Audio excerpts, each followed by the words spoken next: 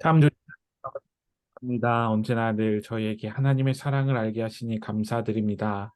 아버지 하나님, 이제 또 겨울이라는 계절이 저희에게 찾아왔습니다. 주님 기억하여 주셔서 저희의 삶에 추위보다는 더욱더 주님 사랑으로 따뜻함만이 가득한 저희들 삶 되게 하여 주시옵시고 주님 주신 그 은혜로 말미암아 우리의 삶이 더욱더 주님 사랑으로 따뜻함만이 가득한 축복이 넘치는 삶 될 수 있도록 허락하여 주시옵소서. 우리의 삶 가운데 주를 바라봄이 기쁨 되게 하여 주시옵시고 우리 삶 가운데 주를 찬양함이 우리의 행복이 되고 우리의 기쁨이 되어 줄 수 있는 믿음의 삶 될 수 있도록 허락하여 주시옵소서. 우리 주 예수 그리스도의 이름으로 기도드립니다. 아멘. 아멘. 네, 감사합니다. 이제 오늘 요한복음 성경 공부 시작을 하려고 합니다. 이제 벌써 여섯 번째 시간이 되었습니다. 네, 백교님 안녕하세요. 감사합니다. 이제 오늘은 이제 데이 17부터 데이 20까지 진행되어지는데요. 요한복음 10장 22절부터 그다음에 요한복음 13장 20절까지 내용을 진행하고자 합니다. 그래서 자신과 하나님이 동등하다고 주장하시는 예수, 그리고 우리의 생명과 부활 되시는 예수, 하늘의 미랄이며 세상의 빛이신 예수, 끝까지 사랑하시는 예수에 대해서 이제 배우고자 하는데요. 저희가 데이 17을 들어가면은 지난주에 배웠던 내용을 한번 기억을 하셔도 좋고요. 그리고 이번 주에 계속되어진 내용이 이제 요한복음 10장에서 이제 10장 24, 25절 제가 한번 읽어볼게요. 어떤 말씀을 예수님께서 말씀하셨는지요. 그때 유대 사람들은 예수를 둘러싸고 말하였다. 당신은 언제까지 우리의 마음을 졸이게 하시렵니까? 당신이 그리스도이면 그렇다고 분명하게 말하여 주십시오. 예수께서 그들에게 대답하셨다. 내가 너희에게 이미 말하였는데도 너희가 믿지 않는다. 내가 내 아버지의 이름으로 하는 그 일들이 곧 나를 증언해 준다라고 되어져 있어요. 이는 다시 말해서 유대인들은요, 아직도 자신들이 보고 싶은 것만 보고 있는 거예요. 그런데 유대인들뿐만 아니었어요. 그 이후의 세대들도 제자들도 마찬가지였고요. 예수님이 부활하시고 성령님을 우리에게 보내주셨다고 했던 오순절 사건 이후 그리고 2000년이 지난 지금까지 전 세계 역사를 바라보면 그들은요, 모든 사람들, 저 역시도 마찬가지입니다.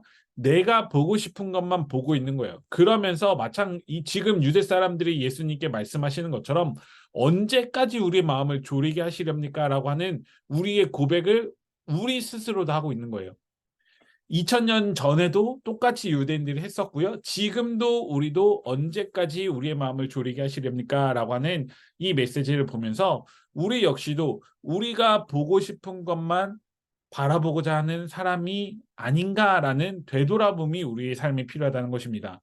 유대인들도 당시 예수님께서 이미 많은 사건을 보여주셨고 많은 이적과 기적을 보여주셨음에도 불구하고 유대인들은 언제까지 당신이 그리스도인인지 분명하게 왜 얘기를 안 해주냐라고 물어볼 정도로 이야기하고 있는 거예요.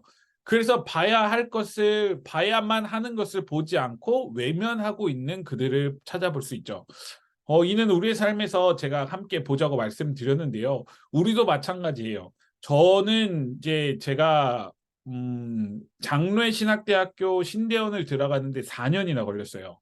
저는 생각보다 제가 공부를 잘한다라고 생각을 하고 있던 사람이었고, 근데 막 엄청 똑똑하진 않아요. 그런데 어 그냥 요 정도만 하면 몇 학점이 나오겠거니 하고 딱 그 점수만 딱 공부를 하는 스타일이어서 제가 이제 4학년 때 대학교 학부 4학년 때 졸업을 하려고 하는데 이제 성경 신대원을 가야 되잖아요. 성경을 해야 되는데 그 성경 암송도 하나도 안 하고 120개, 140개 구절이었거든요. 암송 140개 구절 중에 10개를 토시 하나 안 틀리고 써야 돼요. 그런데 그것도 하나 아니었고 그냥 한번 시험 제가 해보자 그래가지고 어 시험을 봤죠. 그래서 떨어졌어요. 그리고 두 번째 시험을 봤어요. 그때는 두 번째 시험은 내가 성경을 요 정도만 하고 암송 140개만 외우면 되지 하고 140개는 전체 다 외우고 그리고 나서 이제 시험을 봤는데 또 떨어졌어요. 그러고 나서 세 번째 시험을 봤죠. 그때는 이제 1차를 합격을 했어요. 암송도 140개를 벌써 이제 2년째 하고 있었으니까 하고 했는데 세 번째 면접 때 가서 떨어졌어요. 저희 집이 난리가 났습니다. 저희 아버지께서 이제 그만하라. 왜냐면은 대학교 졸업하고 이제 그 저희 집 형편이 좋았던 건 아니니까 그렇게 공부하는 게 좋지 않으니 서울 말고 그냥 대전으로 가라라고 말씀을 하신 거예요. 제가 왜냐면 충청도 진천, 청주 밑에 진천이었기 때문에 대전으로 가라 했는데 제가 한 번만 더 해보겠다 해갖고 네 번째 이제 시험에 된 거죠. 그런데 저 역시도 그렇게 공부하면서 제가 어 하나님한테 이런 고백을 했었어요. 성경 공부를 하면서도 하나님 제게 왜 이러세요라고 공부를 했어요. 제가 초등학교 때부터 목사가 되겠다고 얘기했고 그래도 하나님께서 저의 가정을 그 정말 어렵고 힘든 가운데 정말 우리 가정이 정말 힘들고 경제적으로 어려움을 겪었고 청소년 시기도 정말 힘들게 살아왔고 그런 도중에 하나님 저에게 이렇게까지 할 수 있어요라고 말을 한 거예요. 정말 하나님이 살아 계신다면 제가 어렸을 때부터 공부해 왔던 그리고 하고 싶었다고 했던 목사를 하나님이 시켜 주셔야 되는 거 아니에요? 라고 하면서 기도로 울부짖었던 적이 있어요. 왜 하나님은 정말 분명하게 너가 목사가 되겠다라고 저에게 그런 사명을 주셨는데 왜 안 시켜 주세요? 라고 하면서 하나님한테 막 기도하면서 따졌던 적이 있었어요. 그런데 저 역시도 제가 이렇게 네 번 만에 들어갔다라고 고백을 드리는 이유는요. 저는 신대원 1학년 때부터 입학할 때부터 그 고백을 했어요. 왜냐하면 하나님이 저의 마음에 이런 울림을 주셨거든요. 너의 때가 아니 이따 뒤에 나옵니다. 너의 때가 아니라 나의 때에 맞춰서 너가 준비될 그 때를 하나님이 만들어 주셨다라는 걸 깨닫게 하셨어요. 근데 돌이켜 보면 그 오랜 어렵고 힘든 시간 동안 제가 기도했던 건 뭐죠? 제가 기도했던 건 이따 뒤에도 준비되어 있습니다. 기도하는 방법에 대해서 예수님 어떻게 기도했는지 나오는데요. 제가 기도했던 건요. 내가 원하는 것만, 내가 바라보고 싶은 것만 바라보면서 하나님이 해주지 않는다라고 하는 것에 대해서 의문을 품고 하나님한테 기도하다 보니까 하나님 왜 이렇게 분명하게 보여주지 않으세요라고 하는 모습이 저에게 있었다는 거죠. 그런데 정말 많은 그리스도인들이 이렇게 많이 말씀을 하세요. 제가 이제 그 전교회, 전전교회 그리고 전전 벌써 이번이 저희 사매교회 네 번째 교회인데요. 어, 가는 곳마다 이런 기도를 하신 분들이 참 많이 있고 그리고 실제적으로 제가 대학교는 학부회가 초교파로 친구들이 왔기 때문에 많은 고백을 들었었는데 그 중에 하나가 하나님 뜻이 어디 있는지 잘 모르겠다라고 표현하는 분들이 참 많이 있다는 거죠. 이는 내가 바라보고 싶은 것만 바라보니까 하나님 뜻이 어디 있는지 모르겠습니다라고 하는 고백이 과연 우리가 하나님 기준으로 생각하는 것인지 나의 기준으로 생각하신 것인지 한번 살펴볼 필요가 있다는 것을 오늘 여기서도 이야기를 하고 있다는 것이죠. 그러면서 예수님께서는 그들에게 뭐라고 말씀하시냐? 25절. 내가 너에게 이미 말하였는데 이미 우리는 그리스도인이 되었을 때 알고 있어요. 이미 우리는 정답을 알고 있는데 우리는 내가 믿고 싶은 것만 믿고 예수님께서 말하고자 하셨던 것을 믿지 않은 채 우리는 하나님께 기도하면서 나의 것만 바라보고 하나님께 요청을 하니 예수님께 요청을 하니 너희가 알 수 없다라고 표현을 하시는 거예요. 그러면서 예수님께서는 내가 내 아버지의 이름으로 하는 모든 일들이 곧 나를 증언해 준다라고 예수님께서는 표현을 하고 계신 거예요.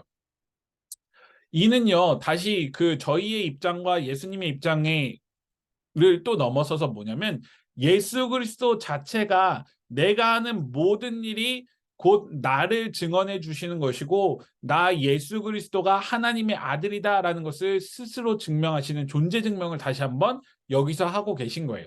존재 증명을 하는 예수님께서는요. 그 예수님이 또 유대인들을 정말 꼴을 보기 싫었죠. 왜냐면 너가 뭔데 그리스도인인지 아닌지 그 일부 사람들은 믿었고 믿지 않았고 하는 사람들도 있었잖아요. 예수 네가 뭔데 왜 하나님의 아들이야? 라고 유대인들은 이야기를 한 거예요. 너는 신성모독을 아직도 하고 있어라고 표현을 하고 있는 거예요. 제가 여기 표현으로 급진적인 언어라고 표현되어 있는데 10장의 37절에 이렇게 표현해요. 내가 내 아버지의 일을 하지 아니하거든 나를 믿지 말아라.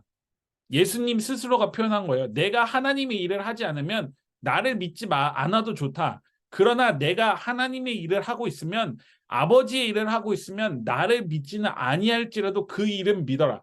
하나님의 일은 믿어라라고 하는 거예요.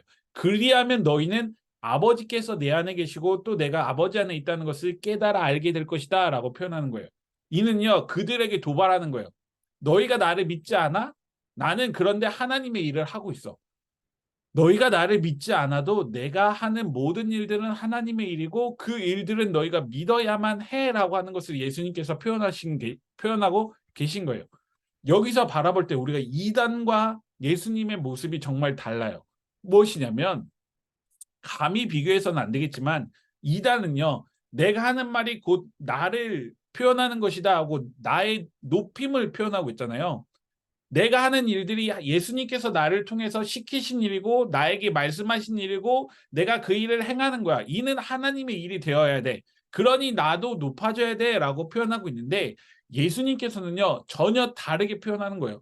너희가 나를 믿지 않아도 내가 하나님 아버지께서 시키신 일을 하고 있으면 나를 믿지 않아도 돼. 너희는 그저 하나님의 일만을 믿으면 돼. 하나님만을 믿으면 돼라고 표현하고 있는 거예요. 다시 말하면 이단은 나까지 나를 포함해서까지 믿으라고 표현한다면 예수님은 나를 믿지 않아도 하나님의 일은 믿어야 돼라고 표현하고 있는 거예요. 그러면 하나님의 일을 너희가 알게 된다면 너희는 자연스럽게 아버지께서 예수 그리스도 안에 계시고 예수님께서 아버지 안에 있다는 것을 깨닫게 될 것이야 라고 하는 것을 표현하고 있는 거예요. 너무 급진적이죠. 부딪힐 수밖에 없는 이야기를 예수님께서는 하신 거예요. 예수님의 자기 주장을 하고 있는 거예요. 유대인들은 이 역시도 신성모독이라고 믿고 싶었어요. 왜냐하면 유대인들은 예수님의 존재 자체를 신성모독이라고 하지 않으면 자신들이 믿고 있었던 어떤 기득권이나 자신들이 믿고자 했던 모든 것들이 깨져버리기 때문에 그들이 자신들이 알고 있었던 것들을 무너뜨리고 싶지 않으니까 그래서 신성모독이라고 더 몰아간 거예요. 이유도 없이. 그냥 잘못된 거 아니야? 저렇게 되면은 하나님의 입장이 잘못되는 것 같은데 내가 알고 있던 모든 것들이 무너지는데? 라고 되어진 것이죠. 사도 바울은 이렇게 증명을 하죠. 우리가 너무나 잘 알고 있는 개역 개정 성경 말씀인데요. 그는 근본 하나님의 본체신 하나님과 동등됨을 취할 것을 여기지 아니하시고라는 빌립보서 2장 6절 말씀이 있어요. 하나님의 본체시나 하나님과 동등됨을 취할 것으로 여기지 아니하시고라고 되어져 있지만 예수님 스스로가 하나님과 동등되다라고 표현을 하고 계세요. 이는 사도 바울의 증언이었지만 예수님 스스로가 나는 하나님과 동등되다라고 표현을 하고 있으면서 하나님의 본체와 같다라고 하는 개념적인 설명을 하고 있는 거예요. 사실은 우리는 너무나 잘 알고 있는 개념이지만 여기서 이제 한번 짚고 넘어간다면 하나님의 본체시다. 하나님, 그다음에 하나님의 본체 안에 누가 있다는 거죠? 예수님.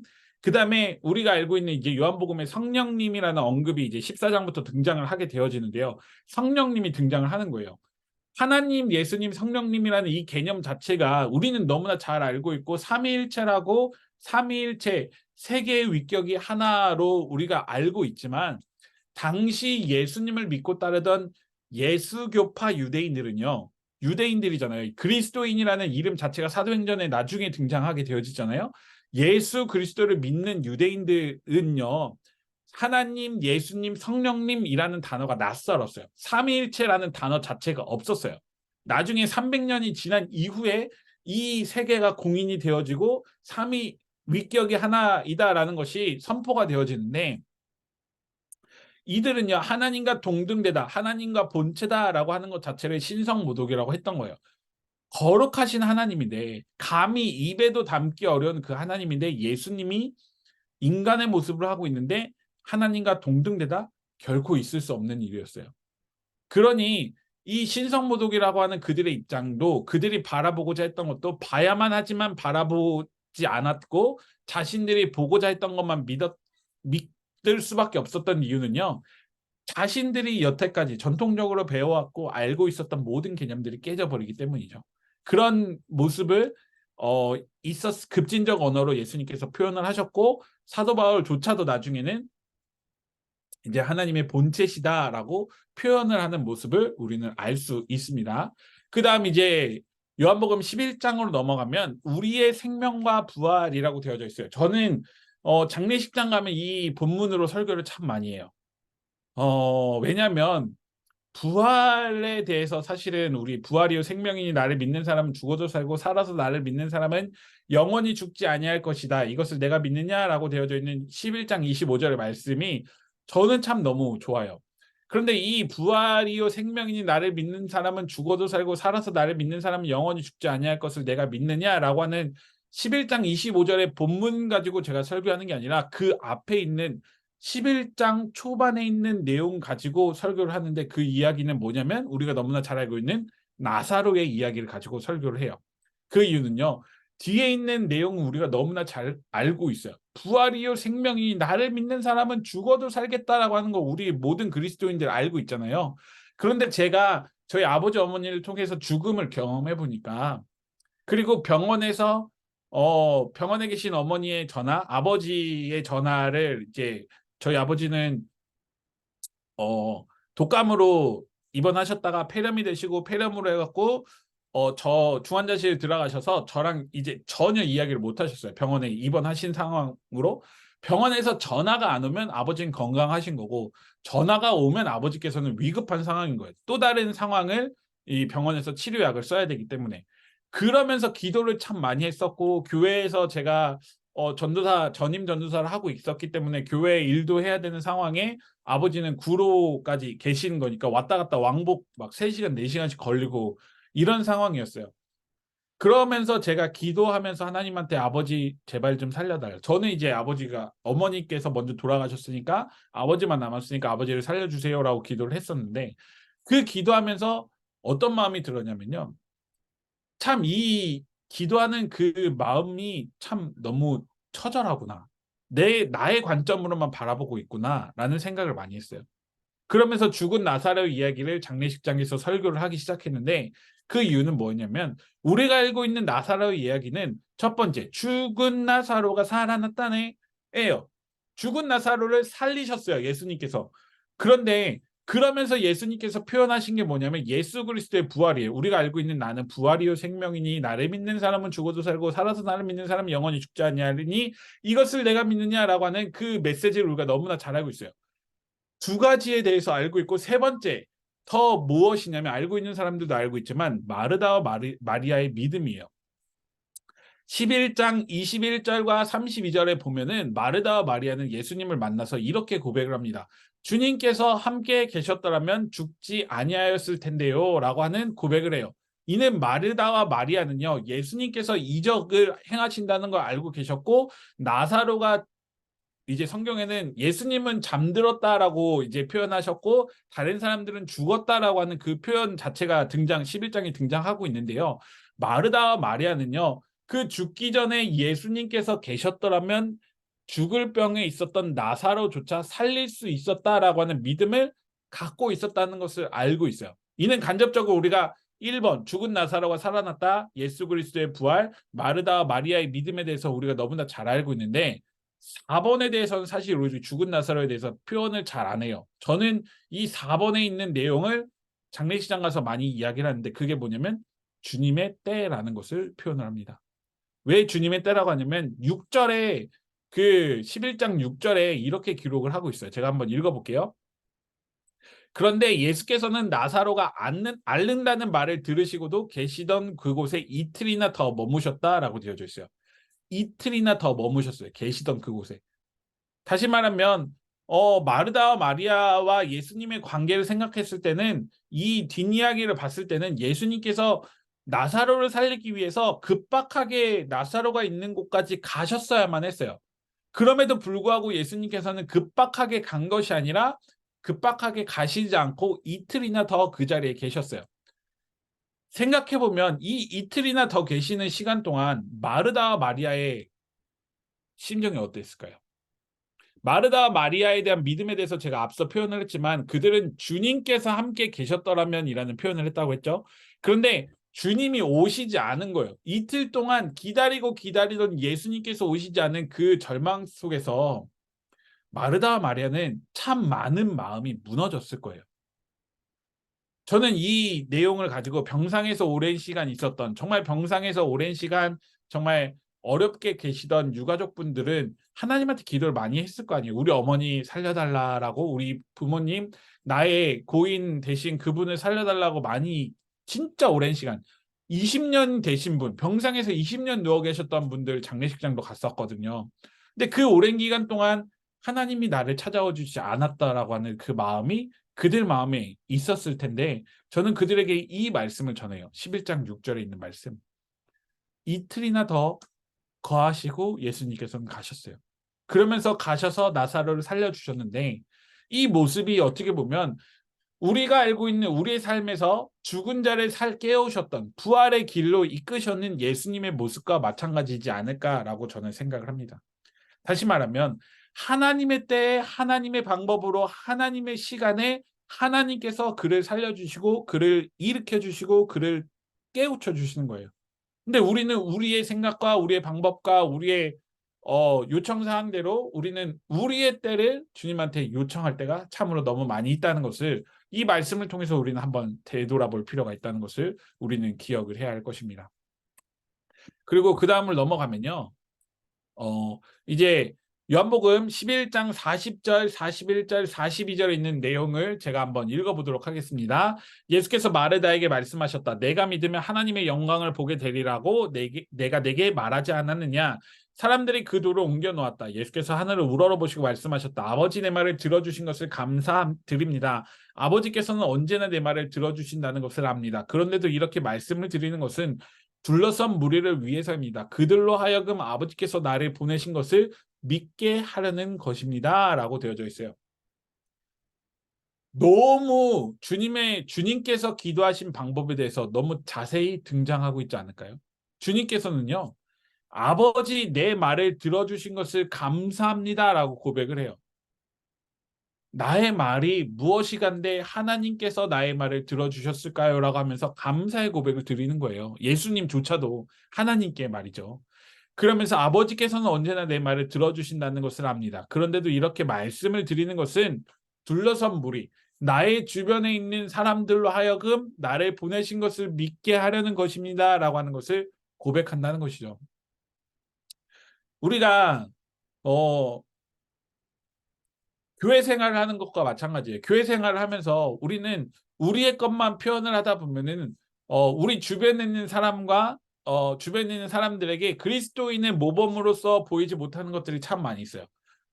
예전에는 이런 얘기도 많이 들었죠. 너가 그리스도인인데 술을 먹어? 너가 그리스도인인데 담배를 펴라고 하는 말 참 많이 들었는데, 이렇게까지 해라고 말 많이 들었는데, 지금은요, 너 교회 다녀도 뭐 술 같이 내가 아는 교회 다니는 사람들은 다 술 먹는데? 라고 하는 말로 뉘앙스가 바뀌었다는 거죠.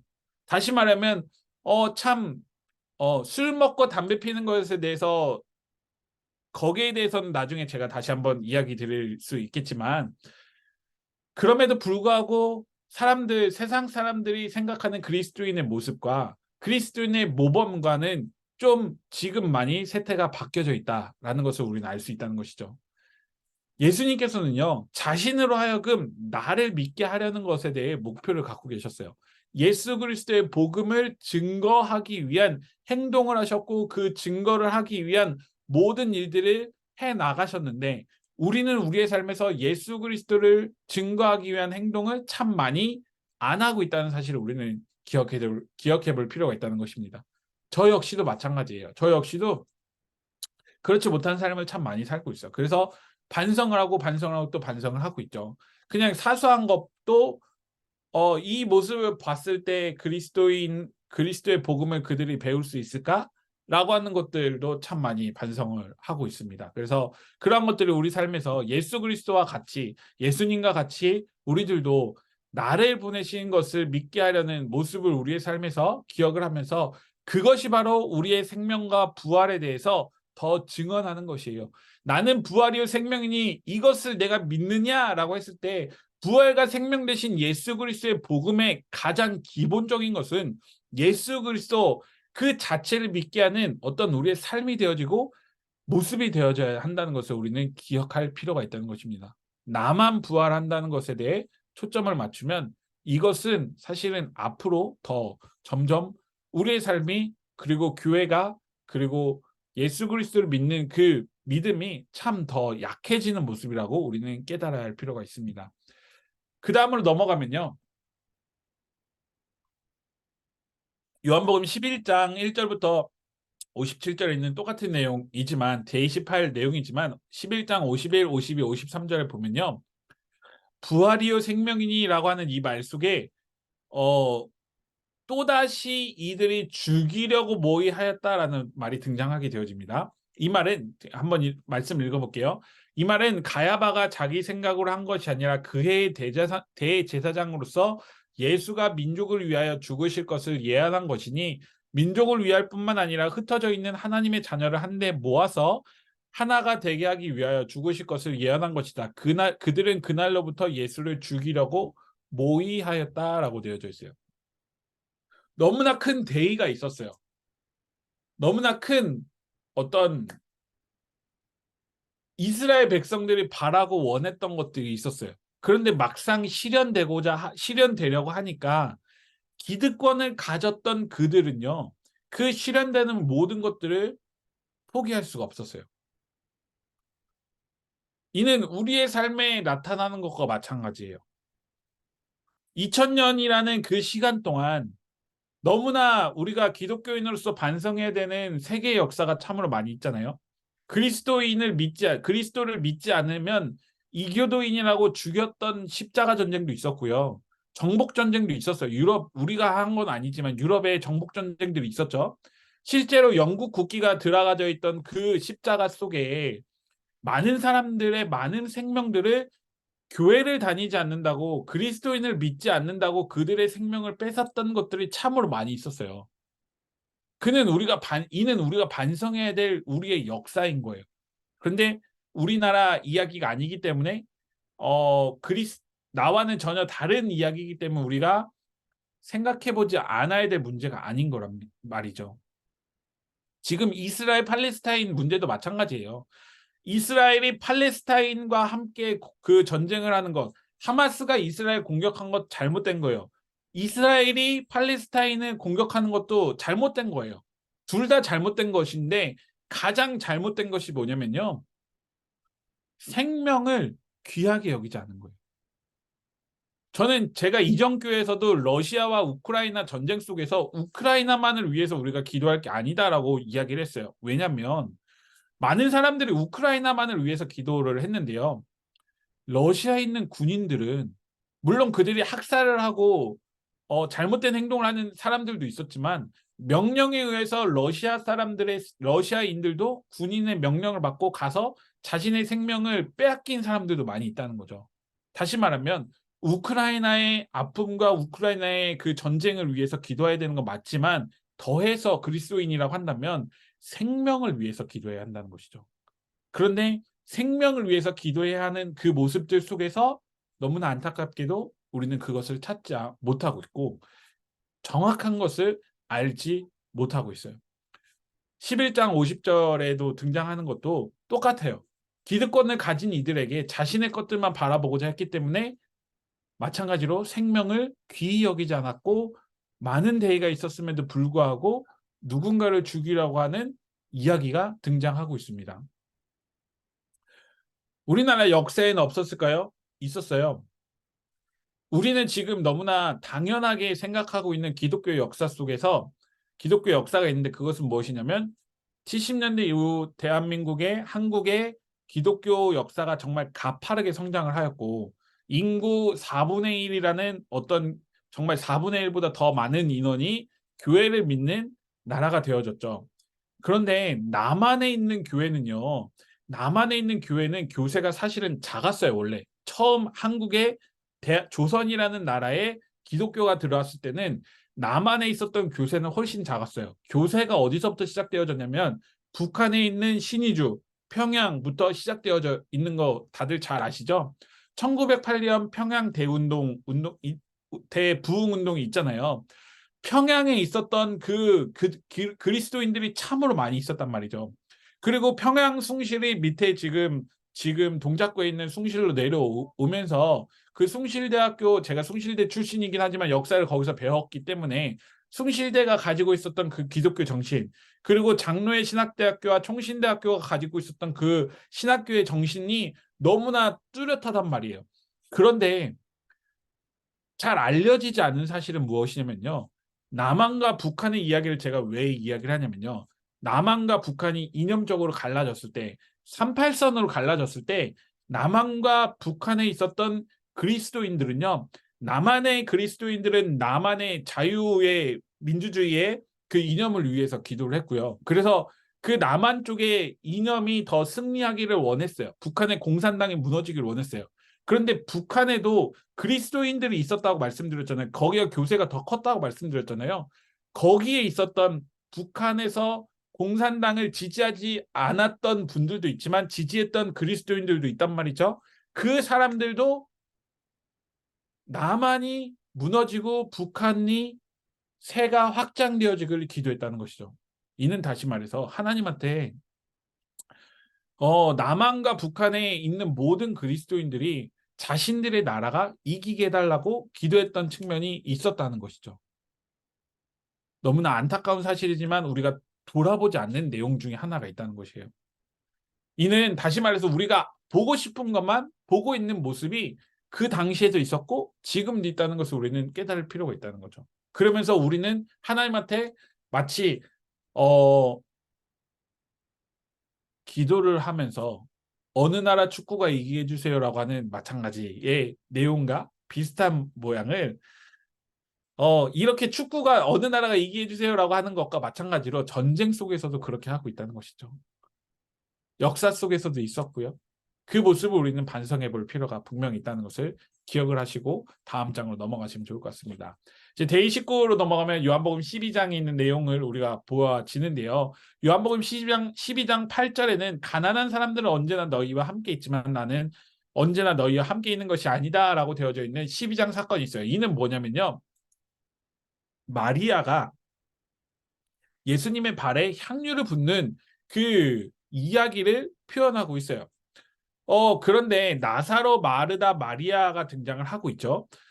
마르다는 일을 하고 있고 나사로는 예수와 함께 앉은 자 중에 있고 예수님께서는 정말 그 자리에 있었는데 여기서 마리아는요. 예수님께 자기가 할 수 있는 최대한의 그 모습을 표현을 해요. 그것은 무엇이냐면 향유를 부어주는 일이에요.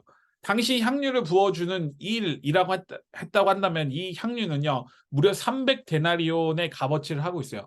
1데나리온이 저희가 하루 일당이라고 우리 잘 알고 있잖아요. 그런데 그 300일치의 일당을 마치 그러니까 1년치 우리가 쉬는 날 빼고 한다면 1년치의 그 연봉이라고 하죠. 연봉을 예수님한테 다 쏟아 부은 거예요. 그럴 땐 주변에 있었던 사람이 그 모습을 보고 어떻게 그렇게 할 수 있느냐. 그 돈을 예수님에게 부어줄 수 있느냐라고 이야기한 거예요. 우리가 지금 MZ세대가 말하고 있는 너 T야 F야라고 하는 제가 한번 말씀드렸잖아요. 그것과 마찬가지예요. 오늘 내가 속상해서 빵집 가서 빵을 사왔는데 라고 하는 그 말에 T라고 하는 사람들은 무슨 빵을 사왔어? 라고 물어보고 F라고 말하는 사람들은 왜 마음이 속상했어? 라고 묻는 것과 마찬가지예요. 당시 이 자리에서 300데나리온의 값어치를 본 어떤 이제 유다죠. 그 유다가 어떻게 이렇게 할 수 있느냐라고 표현하고 있는 거죠. 어떻게 그 돈을 예수님에게 부어줄 수 있어? 라고 이야기를 하는 것입니다. 그 모습에 예수님께서는 이렇게 대답을 하고 계세요. 가난한 사람들은 언제나 너희와 함께 있지만 나는 언제나 너희와 함께 있는 것이 아니다라고 되어져 있는 이 말 속에서 나에게 이렇게 하는 것도 마리아의 마음의 고백이고 신앙 고백이다라고 하는 것을 강조하고 있어요. 그런데 이 시간대에 같은 장소에 있었던 마르다도 있었고 나사로도 있었고 마리아도 있었고 그리고 제자들도 있었는데요. 그 모든 사람 중에 마리아 한 사람만 예수님께서 죽음에 직면했다라는 것을 느꼈다는 것을 학자들은 표현을 하고 있어요. 왜냐하면 다른 이들은 이렇게 하지 못했거든요. 그 다음 장 13장에 있는 내용을 이따가 제가 말할 건데요.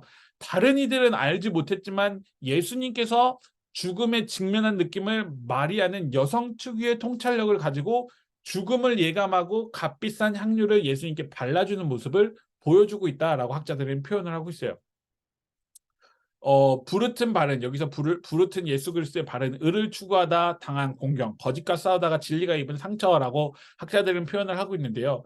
역시 마리아와 같이 우리도 마찬가지예요.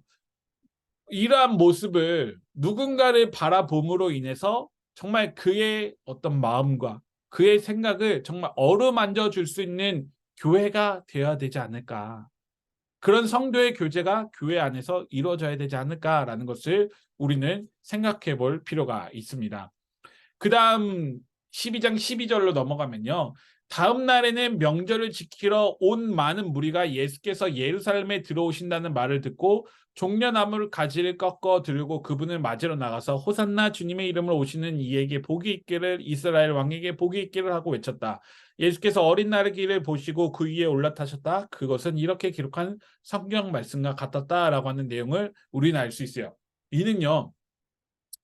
요한복음 12장에서 예루살렘에 들어가고 있는, 예루살렘에 입성하고 있는 장면이 등장하고 있는 거예요. 예루살렘에 입성하고 예수님께서 돌아가시기까지 얼마나 걸렸어요? 일주일이죠. 우리가 너무 쉽게 기억할 수 있다면 종려 주일부터 부활주일까지 라고 하는 그 시간이 부활까지 일주일이라고 말씀드릴 수 있는데요. 이 시간에 모든 복음서에서 다 고백을 하고 있어요. 마태복음 21장, 마가복음 11장, 누가복음 19장에서 등장하고 있는데, 이는 예루살렘에 올라가셨다라고 하는 것은 예수님께서 성경에 있는, 여기도 성경 말씀과 같았다라고 되어져 있잖아요. 구약 성경에 있는 말을, 그 예언을 성취하시기 위해 올라가신 거예요. 인간의 모습으로 이 땅에 오셨고, 그리고 이적과 기적을 행하셨고, 그 다음에 어린 나귀를 타시고 예수 그리스도께서 예루살렘에 올라가신다는 것은 본인의 죽음을 알고 있음에도 그곳으로 향하여 가는 모습을 요한복음에서도 똑같이 그려주고 있다는 것입니다. 그런데 여기서는 많은 사람들이 뭐라고 표현해요? 종려나무 가지를 생각하면 저는 기뻐하고 즐거워하는 그 예루살렘 사람들을 생각하는 건 맞지만, 저는 설교 시간에 그 이 종려나무 주의를 설교 때는 어떻게 표현하냐면요. 우리 스스로를 더 바라보자. 마침 여태까지 제가 이야기했던 것과 일맥상통합니다. 우리 스스로를 바라보아야 돼요. 왜냐면요.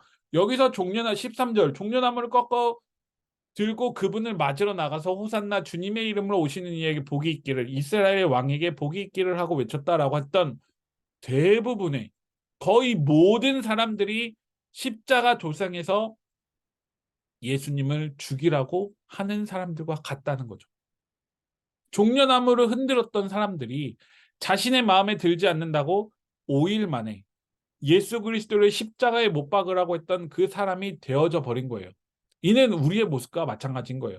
종려나무를 흔들고 있는 나의 모습, 너무나 감사하고 축복받을 일이죠. 그런데 우리가 예수 그리스도를 정말 십자가에 못 박고 있지는 않은가, 나의 마음에 들지 않는다고, 내 생각과 같지 않는다고 우리도 역시 예수 그리스도를 십자가에 못 박고 있지 않은가라는 것을 우리는 살펴볼 필요가 있는 거예요.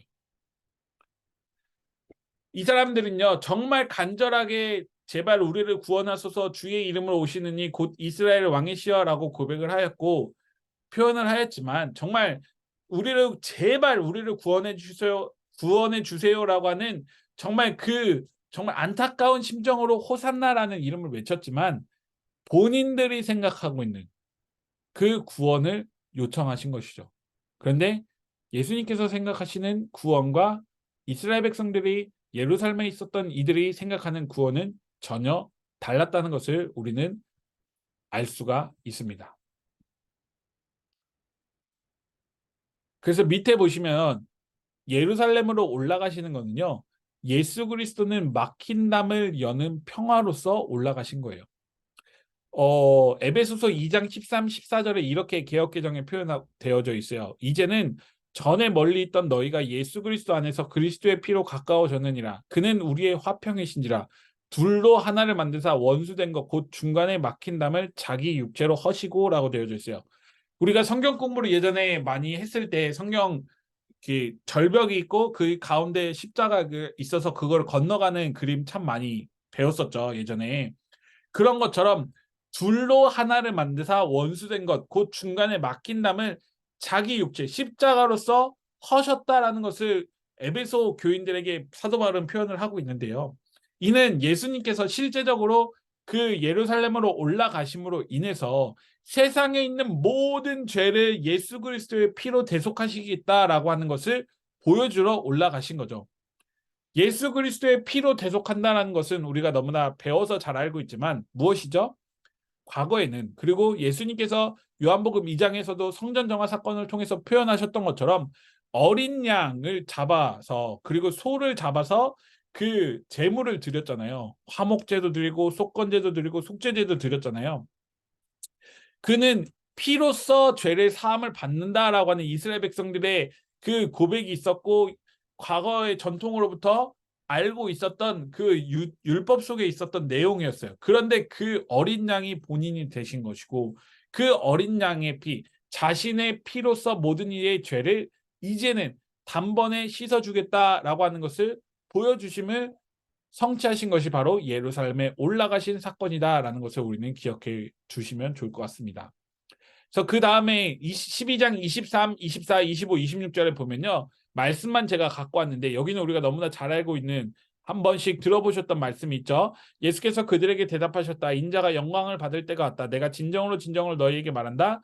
밀알 하나가 땅에 떨어져서 죽지 아니하면 하나의 그대로 있고 죽으면 열매를 많이 맺는다. 자기의 목숨을 사랑하는 사람은 잃을 것이요 이 세상에서 자기의 목숨을 미워하는 사람은 영생에 이르도록 그 목숨을 보존할 것이다.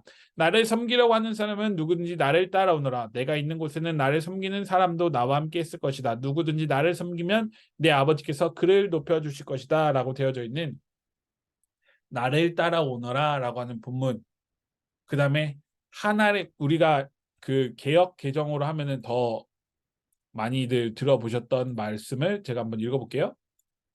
12장 23 개역 개정. 내가 진실로 진실로 너희에게 이르노니 한 알의 밀이 땅에 떨어져 죽지 않으면 한 알 그대로 있고 죽으면 많은 열매를 맺느니라라고 하는 내용 우리가 참 많이 들었었죠. 이는 예수님께서 자신의 목숨값을 표현하시는 것도 있었고요. 너희가 나를 따라오기 위해서 26절에 있는 것은 나를 섬기려고 하는 사람은 누구든지 나를 따라오너라라고 하는 그 내용이 바로 위에 있는 24절에 한 알의 밀이 땅에 떨어져 죽지 아니하면 한 알 그대로 있고 죽으면 열매를 많이 맺는다고 했던 그 내용과 일맥상통한다는 것을 우리는 기억해 볼 필요가 있다는 것입니다. 우리가 그리스도인의 복음을 증거하는 것이 그토록 어려운 일이에요. 그토록 힘든 일이에요. 저는 저희 아버지가 이제 불교 집안에 있어 자라오셨고, 그렇기 때문에 저희 어머니가 가셔서 제사를 많이 지내셨어요. 그래서 제사를 지낼 때마다 큰 며느리이기 때문에 전을 부치시잖아요. 그래서 그 전을 부치셔서 전 부칠 때마다 이제 십자가를 막 그으시고 막 그러셨던 적이 있으셨거든요. 아마 이제 제사 지내시던 분들 가정에서는 다 기억을 하실 텐데, 그 제사를 지내는 모습 속에서 참 많이 엄마가 고통을 당하고 힘들어하셨던 부분이 있죠. 그런데 그 속에서 결국 제가 나중에 목회자가 되겠다고 하면서 마음에 들었던 것은 무엇이냐면, 그조차도 하나님께서 저희 어머니에게 정말 핍박이라는 그 이름 속에서 너무 힘들었지만, 그를 통해서 하나님께서 예수 그리스도의 사랑을 정말 아주 작은 씨앗을 심어 놓으셨다라는 것을 알게 되었어요. 근데 이게 생각해 보면 많은 분들이 알고 있기 때문에 그러지 말라고 표현하거든요. 제가 한번 이 클래스에서 이야기를 드렸던 것 같은데, 내 자녀들은 교회 다니는 애들과 결혼을 해야 돼, 그리스도인과 결혼해야 돼라고 하는 어떤 마음을 갖고 내 자녀를 맞이해야 되는가라고 하는 내용이 있을 때 저는 이 이야기를 해줍니다. 왜냐하면 예수 그리스도를 따라간다는 것은, 그리고 하늘의 밀이 땅에 떨어져 그 죽지 아니하면 이라는 이 내용을 봤을 때 하나님께서는 정말 우리에게 이러한 것을 정말 원하고 계시는구나, 너무 가혹하게도 원하고 계신다라는 것을 우리는 알 수 있다는 것이죠. 그리고 기억해야 한다는 것이죠. 그리고 그것을 해야만 한다는 것을 우리는 알아야 된다는 것입니다. 그런데 사실은 쉽지 않아요. 쉽지 않아요. 제가 저희 아내에게 이 얘기를 하면서 참 많이 설득을 했고 많이 아내에게 이야기를 해줘서 저희 아내도 이제는 공감을 하는 부분이고 실제로 저희 아내 친구에게 친구가 저희 아내에게 질문을 했어요. 그 친구는 교회 다니는 사람을 만나고 싶어 했고 그런데 저희는 그러지 않아도 돼라고 하는 그 메시지를 그 친구에게 던졌는데 그 친구가 저희 아내에게 이렇게 표현을 했죠. 하민이 하온이가 교회 다니지 않는 사람을 가 결혼한다고 했을 때 어떻게 할 것이냐라고 하는 그 대답을 참 저희는 이 내용을 가지고 표현을 했어요. 그를 통해서 하민이 하온이를 통해서 그리스도의 사랑을 전할 수 있고 하민이 하온이를 통해서 그 생명 한 생명을 구원할 수만 있다면 그것조차도 하나님께서 우리 아이들에게 원하는 삶이 되지 않을까라고 표현을 한 것이죠. 참 많은 어른들이 당연히 교회 다니는 사람 믿으면 좋다고 말해요. 근데 당연히 좋아요.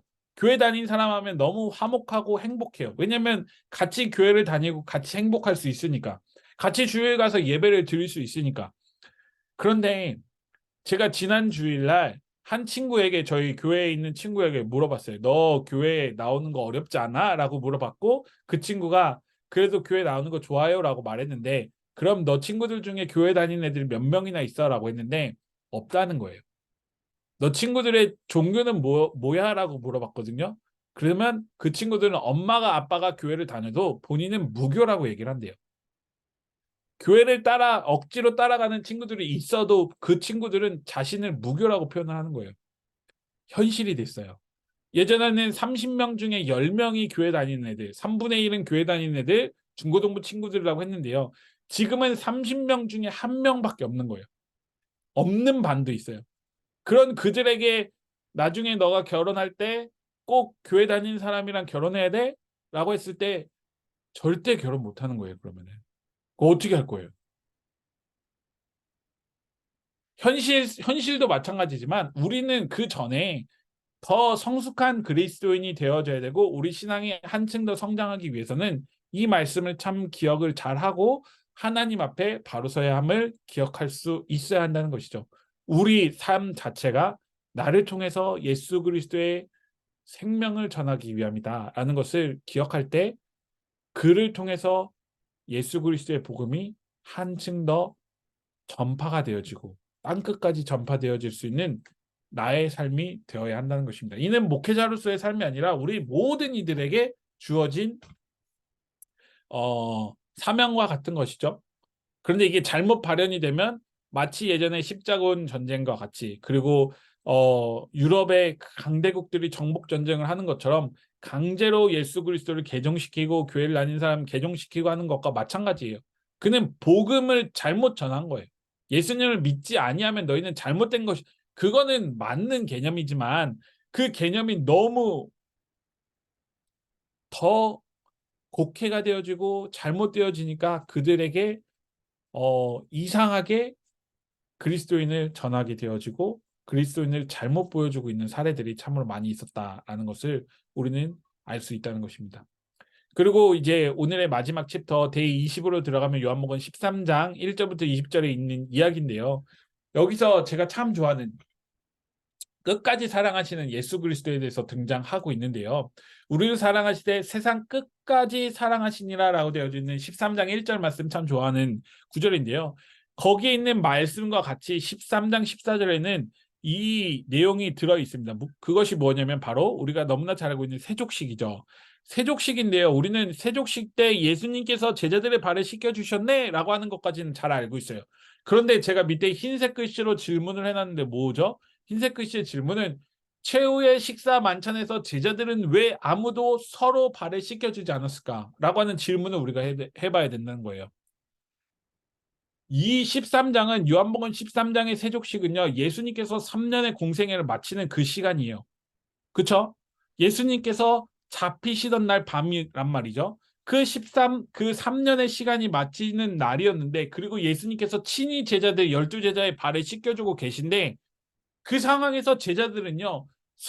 아무도 서로 제자들의 발을 씻겨주려는 생각을 안 하고 있었고 그리고 더 나아가서 예수 그리스도의 발을 씻겨주려는 생각 자체를 하지 않았어요. 물론 복음서의 기자들이 그 내용이 필요 없다라고 해서 기록을 안 했을 수도 있고 표현을 안 했을 수도 있지만 복음서에 있는 내용상으로 봤을 때는 전혀 아무도 시도조차 하지 않았어요. 예수님이 내 발을 씻겨주셨네? 그러니 나도 옆에 있는 이의 발을 씻겨줘야지 라고 했던 것이 아니라 예수님이 나를 제일 먼저 씻겨주셨네? 예수님이 나의 발을 제일 오래 씻겨주셨네? 라고 하는 누가 크냐의 논쟁과 같은 거예요.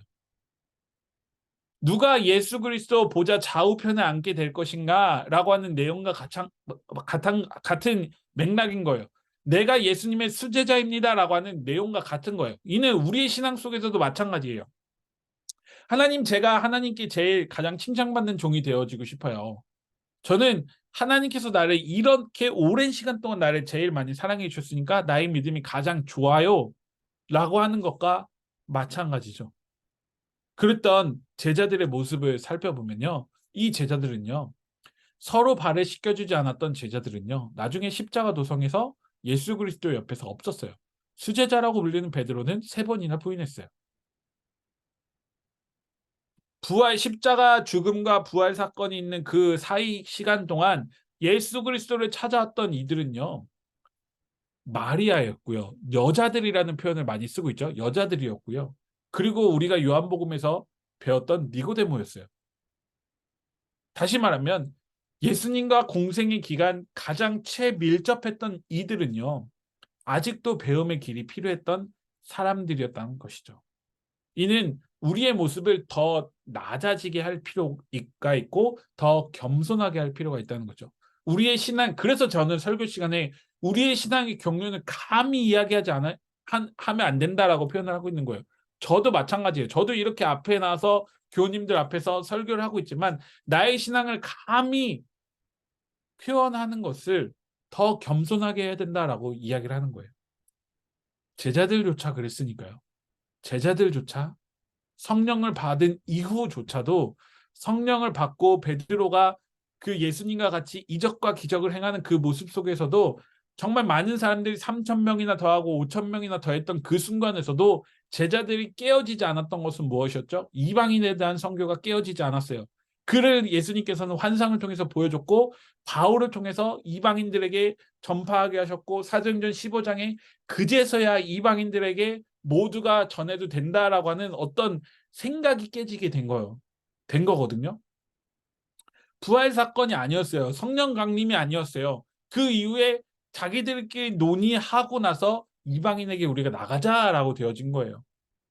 다시 말하면 끝날까지 그들은 성장해 나간 거예요. 끝날까지 그들의 신앙이 점점 더 하나님께로 가까워졌고 하나님을 향해서 나아갔다는 것을 우리는 이 모습을 통해서 세족식이라는 이 내용을 통해서 더 깊이 생각하고 공감할 필요가 있다는 것을 기억하셨으면 좋겠습니다.